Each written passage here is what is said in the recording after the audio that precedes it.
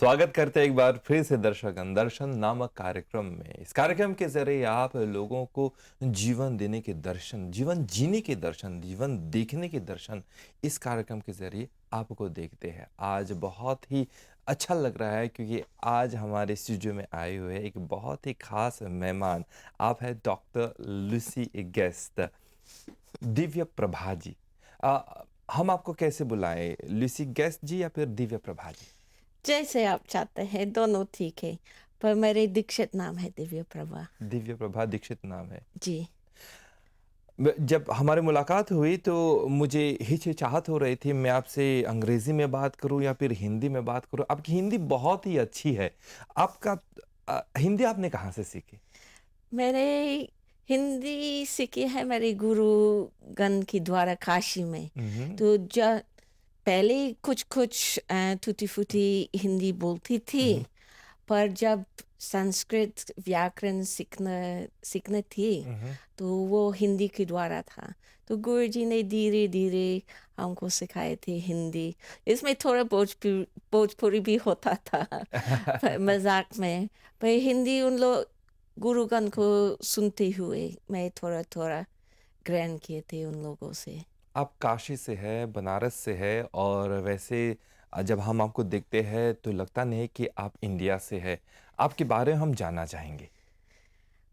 वो देखिए हमको लगता है कि ये हमारे पूर्व जन्म के कारण से हम हमारे जन्म करवाए गए थे गुरु के द्वारा यूके में। और केवल हमको समय को बिताना था जैसे मैं वापस आ सकती थी, क्योंकि हमारे जीवन थोड़ा सा आश्चर्य है। छोटी उम्र से कुछ दार्शनिक दृष्टि था, पर मुझे कोई अम, गुरु नहीं थे जो मैं हुँ, जान रहे थे। पर अनुभव है आपकी जन्म से गुरु मेरे साथ थी। तो हुँ, पढ़ाई किए थी यूके में, इंजीनियरिंग किए थे, मटेरियल साइंस, मेटालर्जी करते हुए मैं समझ गए थे कि ये मेरे जीवन का पद्धति नहीं है। बचपन में भगवान के द्वारा कुछ हमको समझ रही थी कि मुझे पैसे इकट्ठी करना हुँ, है, मेरी जीवन बदल जाएगा जब मैं 30 साल की होंगी। पर कैसे बदल जाएगा मैं नहीं समझ आ रही थी। हुँ, पर जब मेरी 30वां जन्मदिन हुआ था, 2 महीने पहले मैं भारत में पहुंच गई। इससे पहले हम दीक्षित थी ब्रह्म ऋषि विश्वात्मा बावरा जी हुँ, हुँ। के द्वारा।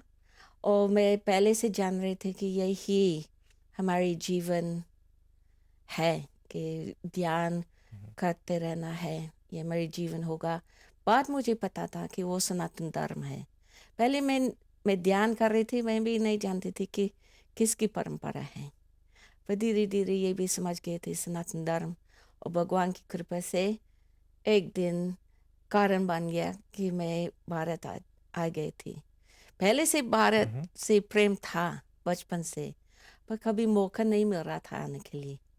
केवल जब दीक्षित हो गया था, 30वां जन्मदिन हो गया था, और जो सन्यासी जिसका सेवा हो रहा था विदेश में, उसका शरीर पूरा हुआ था, तब भारत पहुंच गए। और मेरी पहले रात था हरिद्वार में। हरिद्वार से फिर वापस आप काशी चले गए। आपने जी। इंजीनियरिंग की उसके बाद आपने पीएचडी की है संस्कृत में। बहुत सारे क्वेश्चंस हैं, बहुत सारे प्रश्न हैं मन में आपसे हम पूछना चाहेंगे। आपने कहा कि यूके से होकर आप भारत गए। वहाँ पे आप को इंट्रोड्यूस किया गया सनातन धर्म में। बहुत सारे स्कॉलर्स आते हैं, अपने हिसाब से सनातन धर्म के बारे में बात करते हैं। आप क्योंकि आपका जन्म यूके में हुआ, फिर बाद में जाके आप बनारस में गए, वहाँ पे आपकी दीक्षा हुई, शिक्षा हुई। आपके ज्ञान के हिसाब से हम सनातन धर्म की परिभाषा हम जानना चाहेंगे। सनातन जिसमें कोई अंत नहीं है। और धर्म यथो अभ्युदय निश्रेय सिद्धि हुँ, इति स धर्म। मैंने जो उत्थान करवाते हैं हुँ, हुँ, और मोक्ष की ओर ले जाते हैं, उससे करते हैं धर्म। और मोक्ष मैंने मोह से मुक्ति के अर्थ है मोक्षा।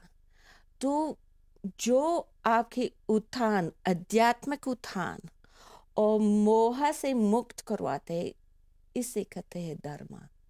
इतना सरल परिभाषा है और ये सभी लोग के लिए उपयुक्त है। लोग कंफ्यूज करते हैं रिलीजन और धर्म, हम्म, पर सनातन धर्म सभी लोग के लिए है।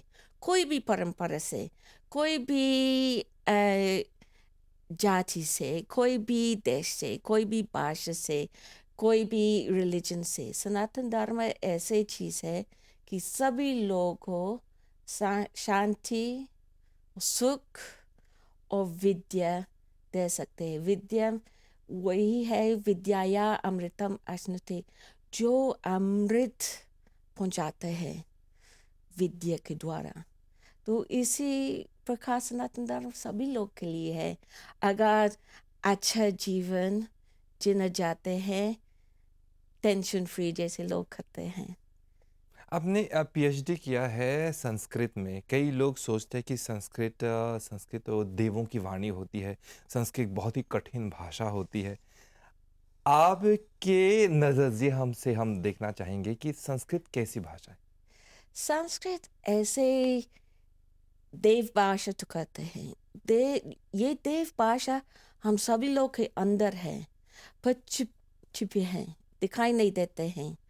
और जब हम लोग अपने से नज़दीक पहुंचते हैं, वो बाहर निकलते हैं। एक प्रकार हम बाहर से सीख सकते हैं, पर असल में वो है अंदर। और ऐसे भाषा है जिसमें निश्चित शक्ति, निश्चित अर्थ और जो निरंतर अर्थ है, कभी बदलाव नहीं है, शक्ति बदलाव नहीं है, वो एकदम सटीक है। ये चीज़ जैसे अगर आप विष्णु देखेंगे, हम्म, विष्णु सहस्त्र नाम में हजारों नाम है, हम्म, पर हर नाम विष्णु के लिए है। हम्म, विष्णु का वर्णन है, अर्थ है विष्णु, पर एक विशेष गुण, हम्म। अलग अलग नाम दिए जाते हैं। तो इतना एकदम परफेक्ट लैंग्वेज है वर्णन करने के लिए और अपने को पहचानने के लिए। मैंने देखा है संस्कृत पढ़ने से, जैसे शुरू में भगवत गीता पढ़ाई कर रही थी, पर बिना अर्थ के वो शब्द देख रहे थे, ध्वनि सुन रहे थे, तभी भी इतना गहरा प्रभाव हुआ था मेरे ऊपर, मेरे अंदर। ऐसे अंदर से विकास लग रहा था, जैसे फूल खिलते हैं, पद्म खिलते हैं, ऐसे अनुभव होता था। तो हम सोच रहे थे कि अगर संस्कृत का अध्ययन करूँगी, हम जानेंगे कि ये शब्द क्या अर्थ है, तब क्या होगा। तो इस कारण से संस्कृत शुरू किए थे। और मैं इतना खुश हूँ कि हमारे गुरुजी ने प्रेरणा किए थे कि हम पढ़ाई करेंगे। हम काशी में मौका मिला था संस्कृत पढ़ने के लिए। ये बहुत भगवान की कृपा है, क्योंकि इससे अपने से नज़दीक के अनुभव है। आपने कहा कि संस्कृत ऐसी भाषा है जो अंदर से आती है, हमारे अंदर हमारी आत्मा के साथ जुड़ी होती है। हम सब जानते हैं जब हम किसी भाषा को सीखते हैं तो बाहर दूसरे देश में जाकर फ्रेंच सीखेंगे तो फ्रेंच की क्लास लेंगे, अंग्रेज़ी सीखेंगे और फ्रांस में जाएंगे तो सब लोग फ्रेंच बोलते हैं, यूके में जाएंगे अंग्रेज़ी बोलते हैं। तो संस्कृत किस तरह से हमारी आत्मा से जुड़ी हुई है? अगर हम लोग आत्मा शब्द ले लेंगे, हम्म, सबसे पहले अन्य भाषाओं में आत्मा का शब्द नहीं है। उसको अगर हम लोग अंग्रेजी देखेंगे, हम्म। इसका वर्ण नहीं कर सकते हैं तो आत्मा अंग्रेजी अंग्रेज़ी में। में सोल होता है ना? पर सोल और आत्मा में बहुत अंतर है, हम्म, क्योंकि जब हम लोग हिंदी में या संस्कृत में आत्मा या परमात्मा शब्द ले लेंगे, तत्काल एक अनंत सत्य और ज्ञान का अ, विचार आ जाएगा, ऐसे दृष्टि आएगा। हम्म, पर सोल में कि वो बॉडी और सोल, सोल क्या है, कोई वर्णन हम्म, नहीं है अंग्रेजी में। तो इसका जो अनुभव आ जाता है आत्मा कहने पर और सो करना कहने पर बहुत अंतर है। पहली ध्वनि शक्ति अलग है, हम्म, अ त म अ और स ओ उ ल हम्म, देखने में एकदम अलग है। तो उसको ध्वनि शक्ति अलग है। तो उसको ध्वनि की शक्ति जैसे रेडियो स्टेशन टीवी स्टेशन का हम्म। ट्यूनिंग करते हैं, उसको ट्यूनिंग एक जगह पहुंचेगा और उसका दूसरी जगह पहुंचेगा। सेम एक जैसे कभी नहीं हो सकते हैं, क्योंकि इसका स्वरूप इसकी शक्ति अलग है। आपका जन्म यूके में हुआ, वहाँ की संस्कृति, वहाँ की कल्चर, वहाँ का लैंग्वेज, तो वहाँ को छोड़ करके संस्कृत भाषा सीखना आपके लिए कठिन नहीं हुआ था? मेरे लिए एकदम नॉर्मल जैसे लग रहा था, हम्म, क्योंकि अ, मैंने कभी विचार नहीं किए थे कि मैं भारत जाऊंगी संस्कृत सीखने के लिए। पहले मेरी दीक्षा हुआ था विदेश में, और इससे मुझे पता लगे कि ये मेरी जीवन हम्म, पद्धति है, सनातन धर्म। और सनातन धर्म में संस्कृत ही इसमें है। अगर हम्म, हम लोग शास्त्रों पढ़ना है अनुवाद में, तो जो अनुवादी है मैं उनकी विचार पढ़ूंगी। हम्म, पर अगर मूल में पढ़ूंगी कुछ अनुभव होगा। हो सकती कि मैं उसका अंग्रेजी में अनुवाद नहीं कर सकता हूँ, पर अवश्य मुझे अनुभव होगा, गहरा अनुभव होगा। ये अंदर से विस्तार हो जाते हैं कुछ। अ, आप कह सकते हैं प्रेम के अनुभव होंगे परमात्मा की प्रति। हम्म। अपने आप पैदा हो जाते हैं उन शब्द इस शक्ति से। तो अ, अगर हम लोग बुद्धि और मन के द्वारा देखेंगे आश्चर्य रास्ता हम्म। है। पर अगर मैं अपने अनुसार और मेरी जीवन पद्धति देखूंगी, मेरे लिए एकदम ये तो होना था, पर बचपन में नहीं जान रहे थे। एक और प्रश्न आपको सुन सुनकर मन में एक प्रश्न आ रहा है। जहाँ तक हम जानते हैं कि सनातन धर्म बहुत ही बड़ा है, बहुत ही व्यापक है, और उनमें से आपको कौन सा पाठ, कौन सी पहलू अच्छा लगता है? सनातन धर्म में इतना अलग अलग पद्धति है कि हर एक पद्धति में एक बहुत सुंदर बात होते हैं। सब रुचिदायक है। पर मेरे लिए साधना सबसे महत्वपूर्ण है। हम्म, अ, मंत्र के द्वारा साधना करना, ये और विद्या का अध्ययन करना, ये हम लोग परंपरा परंपरा है। हम्म, अगर नाम से हम लोग है रामानंदी, पर गुरुजी भी संख्या मानते थे। योगा हम लोग योगा अभ्यास प्राणायाम आसना इत्यादि भी करते हैं अपने जीवन पद्धति में। हम्म। तो मेरे लिए ये सबसे अच्छा है। पर हर व्यक्ति के अलग अलग मन होने से हर पद्धति बहुत रुचिदायक है। हम कर्म के बारे में जानते हैं, धर्म के बारे में भी जानते हैं, लेकिन अभी हाल में ही कोई एक ऋषि तपस के बारे में बात कर रहे थे। तपस, जप, तप। आपसे वही प्रश्न पूछना चाहेंगे, तप या फिर जप का क्या महत्व है? अगर पहले हम लोग जाप देखेंगे, तो श्री कृष्ण ने क्या बोला था गीता में कि यज्ञों में मैं जप में हूँ। हम्म, और अगर उपनिषद की ओर देखेंगे, तपो ब्रह्मेति, फिर आगे प्रणव ब्रह्मेति। तो इसमें हमारे अंदर बड़ी विचार पैदा हुआ था कि अगर तप ब्रह्म, ब्रह्म मैंने सत्यम ज्ञानम अनंतम ब्रह्म, हम्म, और प्रणव मैंने ओमकारा, ओमकारा भी ब्रह्म है। हम्म, ब्रह्म है तप, तो ओमकारा है तप। तब मैं समझ आई थी कि जैसे लोग सोचते हैं कि तप मैंने त्याग करना, कठोर तप करना है, अपने को कष्ट देना। मेरी दृष्टि में ऐसे कुछ भी नहीं है। क्योंकि जब अपने सांस अपने प्राण को ओम में दोगी, ये अपने आप भगवान की ओर की दृष्टि करवा देते हैं, इसमें आप लीन हो जाते हैं और यही तप है। क्योंकि सबसे बड़ी तप है अपने मन को ओंकार को देना है। तो जो लोग समझते हैं त्याग है, ये त्याग नहीं है। आप अपनी दृष्टिकोण बदल किए हैं संसार से ओंकार, पर्सपेक्टिव को आपने चेंज कर लिया है। जी, परम परमात्मा के प्रति।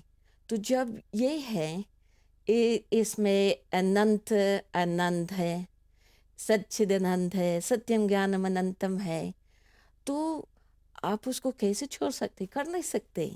जब हम्म, उसको स्वाद पाए हैं, उसके अनुभव किए हैं, तो दूसरी चीज एकदम जीरो है इसके प्रति। हम्म, इसमें उन दूसरों चीजों के रुचि नहीं होगा। जिस प्रकार जैसे गीता में करते हैं कि कछुआ अपने अंगों को अंदर करते हैं हम्म, और जब जरूरत है बाहर निकलते हैं, इसी प्रकार हो जाते हैं जो योगी के लक्षण है गीता में। क्योंकि आप केवल परस्पर करोगे जब जरूरत है। कभी जरूरत है कि आप जानोगे कि कुछ चीज़ गर्म है या मिर्ची है या जो भी है, हम्म। सुना पड़ते हैं, कोई आदेश कर रहे हैं। पर जब जरूरत नहीं है तो इसमें लीन में रहते हैं। क्योंकि ये सब लोग सुख और शांति ही खोजते हैं जीवन में, तो इससे बड़ी सुख और शांति तो है ही नहीं। तो इसलिए मैं तब समझते हैं ओंकार ब्रह्मा और त्याग अपने आप हो जाते हैं जब ज्यादा रुचिदायक चीज को पकड़ लिया। कछुआ जब जब चाहे वो अपने पैर, अपने हाथ को, अपने सर को बाहर करते हैं और इस भौतिक जीवन का इस्तेमाल करते हैं और जी, फिर अंदर लेके आते हैं। जी, हमने देखा है फिल्मों में, सीरियल्स में और पुस्तकों में, सन्यासी लोग जंगल में जाते हैं सारे भौतिक जीवन के सुख को त्याग करके।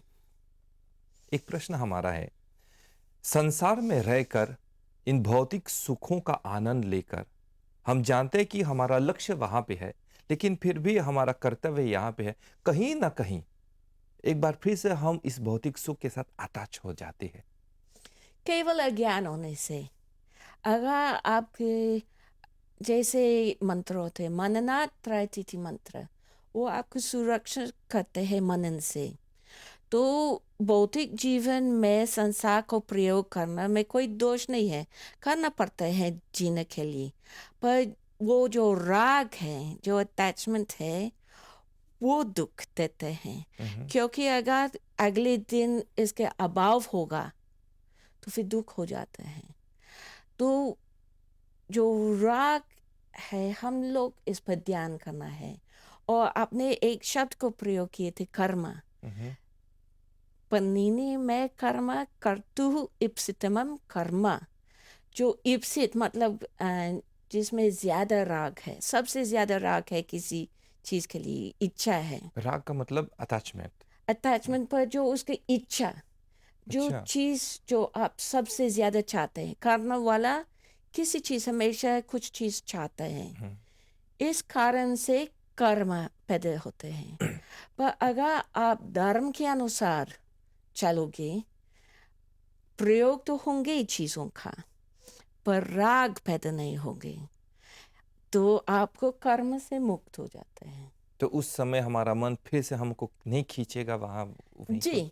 क्योंकि आपकी स्थिर बुद्धि होने से, समाधि मैंने समबुद्धि स्थिर बुद्धि होने से आप समझोगे कि ये नश्वर चीज है, वो क्षणात्मक सुख दे देगा पर अनंत दुख दे देगा।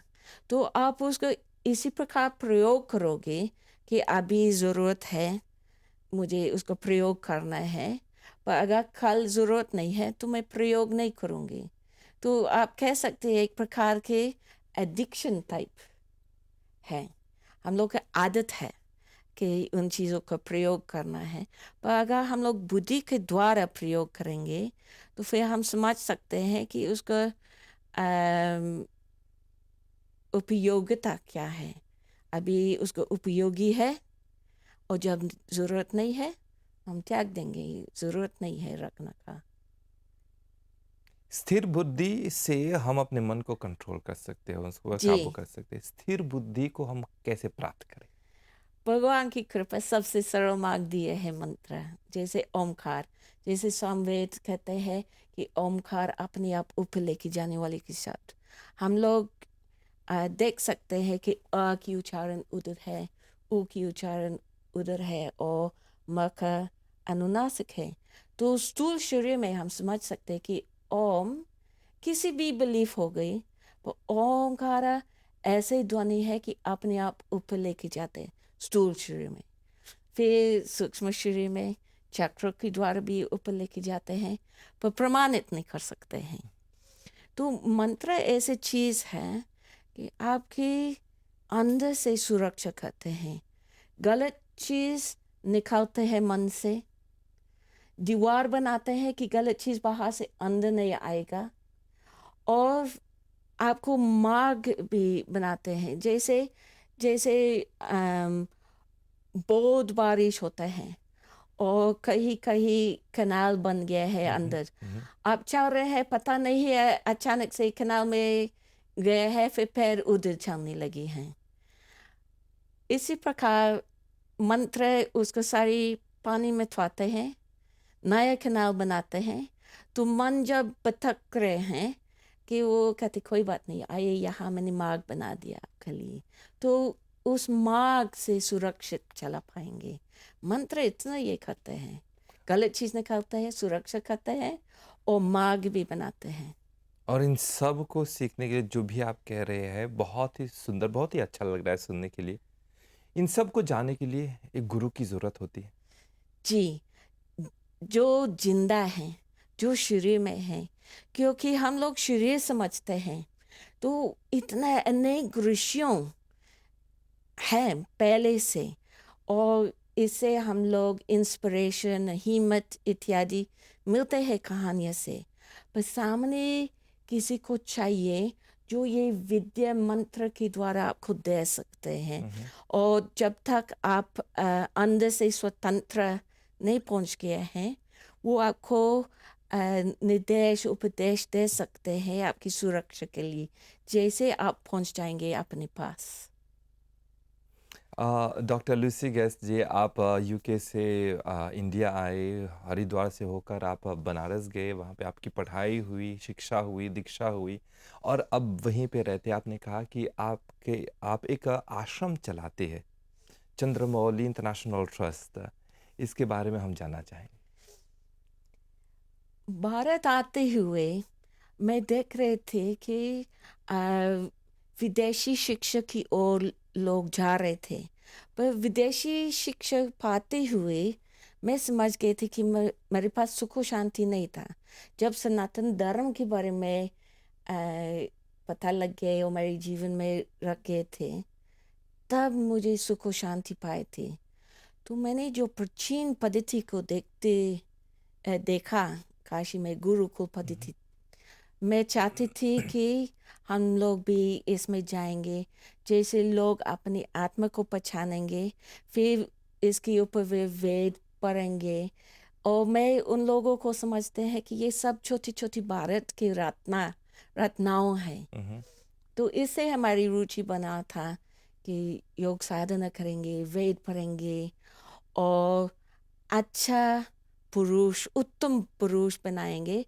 और फिर ऐसे पढ़ते हुए ये लोग कोई भी रास्ते पर जा सकते हैं, जैसे बिजनेस भी कर हुँ। सकते हैं, गवर्नमेंट ऑफिसर बन सकते हैं, पंडित बन सकते हैं, प्रोफेसर बन सकते हैं।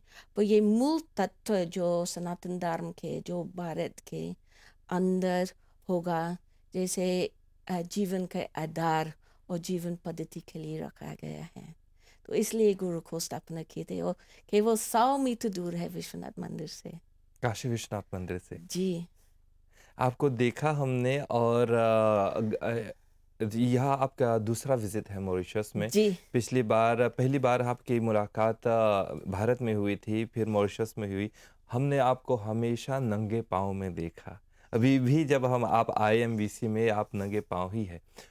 हम जानते हैं इसके पीछे कोई दिव्य कारण है। अगर हो सके तो हम जानना चाहेंगे इस कारण के बारे पहले मैं लकड़ी पहनती थी, खरपा जिसको कहते हैं? जी। हुँ।